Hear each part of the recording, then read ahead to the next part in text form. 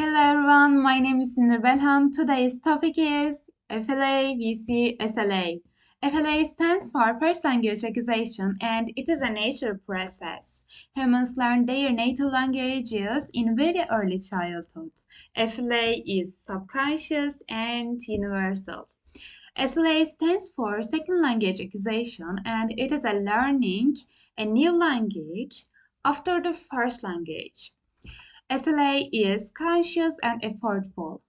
While children acquire their native languages naturally through daily interactions, adults often learn a second language through formal interactions.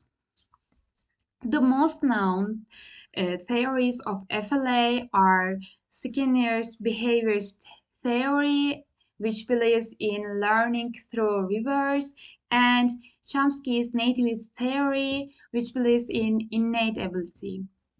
And the most famous theories of SLA, Krashen's monitor model, and Long's interactions theory, which believes and emphasizes social interaction in SLA. And you can see the details from here or here. And finally, I have a recommendation for teachers. I think teachers should emphasize social interaction rather than strict grammar rules in their lessons. Thank you for listening. Have a good day. Hi everyone, my name is Zeynep Ceyda Bozkurt and today I'm going to talk about the first language acquisition theories. The first one is behaviors theory. This is actually supported by the Skinner and it gives importance to the environment. It says that children come into the world with a tabula rasa, which is a blank slate, and it means that at birth the mind is empty, but then it is shaped by the environment. And actually this theory suggests that language is learned through repetition, imitation, and reinforcement. Actually, we can call this idea as operant conditioning, which is developed by the Skinner. This is a process where behaviors are influenced by the punishments or rewards. For example, if a child imitates a word correctly and gets a praise, then he or she is more likely to repeat this behavior. This is how language is learned through these stages. The second theory is nativist theory, which is founded by Chomsky, and he says that we are born with a genetic endowment, and the innate property of a language actually explains the mastery of a native language in a very short time, and this knowledge is called as a LAD, language acquisition device. And he says that there is a universal grammar which consists of the same things with the other languages, such as all languages have the subjects or objects, and children learn language systematically, not randomly. They are learning the features of a language according to the rules they know from the UG. And the last thing, the critical period hypothesis. Actually, critical period hypothesis suggests that there is a certain age, and until this certain age, we need to be exposed to the language. After that age, the language acquisition will be harder. And the third and last theory is social interactionist theory. Vygotsky believed that social interaction is key to acquire the native language actually. And his ideal zone of proximal development says kids learn best when they get help from someone knowledgeable, such as parents or teachers. Actually, the acquisition of a language is about the communication in this theory. My suggestion is that the language acquisition is not only about imitation, it's not only about innate property, or not only about the interaction. It actually merges all of them, and we should trust in the process. Thank you. Hello, I'm Esra Betulikici, and today we're going to talk about two key theories in second language acquisition. The first one is Krashen's input hypothesis. So Krashen says that language is acquired when we understand input that is slightly beyond our current level, and this is called I+1. I means students' current knowledge about the target language, and +1 means input that is slightly beyond the current level. For example, a beginner student watches a story with clear images and simple English. They don't know every word, but they understand the meaning, and that's how acquisition happens. So as teachers, we should use images, stories, videos, and gestures to give comprehensible and rich input. The goal is understanding, not memorizing grammar rules.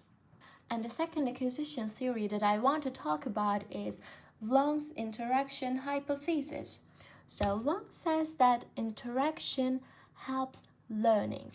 So let's think about a conversation between two learners. The first one says, I go to a party yesterday. And the other replies, so you went to a party yesterday?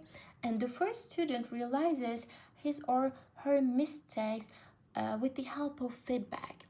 So I think that teachers should create real communication opportunities like pair work or role plays where students can make mistakes and express themselves freely and learn through feedback. So we can conclude that comprehensible input from question plus meaningful interaction from Long together they can help learners truly acquire the target language. Thank you for listening. Hello, I'm Nehir. Surname is Durur. Today, I will compare first language acquisition with second language acquisition. Input and exposure. In first language acquisition, children acquire their language through daily speech. They hear from outside or their parents or someone else. In second language acquisition, we acquire our second language through structured environment, such as classroom. For example, I go to the Spanish course every Friday to learn Spanish as a second language. This is the best example. We can say that. Second, critical period. In first language acquisition, critical period says if a child isn't exposed to the first language, then full native like fluency will be unlikely. In second language acquisition can happen at any age 50, 15, 60, 16, like this. There is an important point. Younger learners are better than older learners in terms of accent and pronunciation. Third factor, nature or nurture. In first language acquisition, nature comes into play. Nature is a kind of Chomsky idea. It says universal grammar. It says everybody is born with an innate ability. In second language acquisition, nurture comes into play. Nurture says second language learning is acquired through experience, instruction, structured environments. It says this. And finally, cognitive and affective factors in first language learning acquisition.